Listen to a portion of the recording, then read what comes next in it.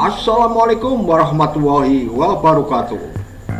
Ketika kekuasaan berpindah tangan, maka yang tersisa hanyalah jejak tanggung jawab.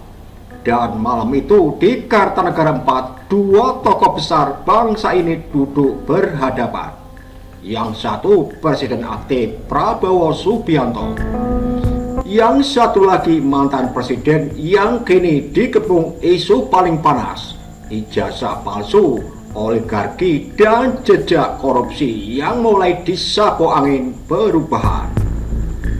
Dan yang mengejutkan, Prabowo Subianto menolak memberikan perlindungan. Tidak ada kompromi, tidak ada negosiasi.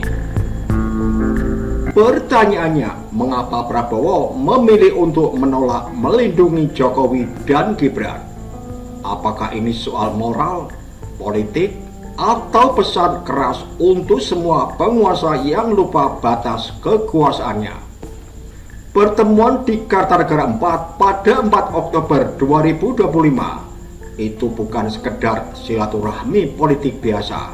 Itu adalah pertemuan antara masa lalu dan masa depan, antara mereka yang pernah memegang kekuasaan penuh dan mereka yang kini sedang mengendalikan arah sejarah baru bangsa ini. Profesor Ikrar Nusa Bakti, seorang peneliti politik senior yang disegani, menyebut bahwa dalam pertemuan empat mata itu, Prabowo tegas menolak permintaan Jokowi, permintaan untuk perlindungan baik terhadap dirinya maupun Gibran yang kini terseret dalam kasus ijazah palsu. Penolakan itu bukan tanpa alasan. Prabowo sadar melindungi Jokowi berarti menanggung beban politik yang bukan miliknya, menanggung dosa sejarah yang bukan hasil keputusannya. Dan lebih dari itu, Prabowo tahu rakyat Indonesia sudah terlalu lama dikhianati oleh janji-janji manis yang berujung pada permainan oligarki dan korupsi terselubung. Bayangkan, isu ijazah Jokowi dan Gibran kini bukan lagi sekedar perdebatan media sosial. Data dan temuan dari KPU menunjukkan indikasi kuat bahwa ada kejanggalan serius. Dan di saat situasi semakin panas, Jokowi memilih menemui Prabowo. Namun yang ia temui bukan sekutu politik, melainkan seorang presiden baru yang sedang berkomitmen membangun pemerintah bersih. Ikrar mengungkapkan bukan hanya soal ijazah yang dibicarakan malam itu. Ada pembahasan lain yang jauh lebih tajam, lebih strategis, dan lebih mengguncang. Tentang geng Solo, tentang oligarki, tentang BUMN yang merusak, dan tentang aset negara yang dikorupsi. Setiap langkah kompromi dengan masa lalu berarti menodai masa depan yang ingin ia bangun. Dan di titik itulah Prabowo menunjukkan wajah barunya, seorang pemimpin yang ingin mengakhiri tradisi deal-deal politik di belakang layar. Bukan rahasia lagi, oligarki di era Jokowi sudah terlalu kuat mencengkram. Dari proyek besar hingga kebijakan ekonomi, semua dikendalikan segelintir elit yang punya kepentingan pribadi. Dan kini Prabowo tampaknya ingin memutus rantai itu. Bahkan Ikrar menyebut bahwa Prabowo akan menertibkan aset negara yang dikorupsi oleh para oligarki dan geng Solo. Ia akan menggunakan Jaksa Agung dan KPK sebagai ujung tombak, bukan alat politik, melainkan senjata hukum. Lebih jauh, Prabowo juga berencana mereformasi kepolisian, membuka sistem yang selama ini tertutup, dan mengembalikan kepada ruh konstitusi Undang-Undang Dasar 1945. Artinya, tidak akan ada lagi kekuasaan yang kebal hukum. Tidak akan ada lagi pejabat yang bisa berlindung di balik jabatan. Dan disinilah makna besar dari penolakan Prabowo terhadap Jokowi menjadi jelas.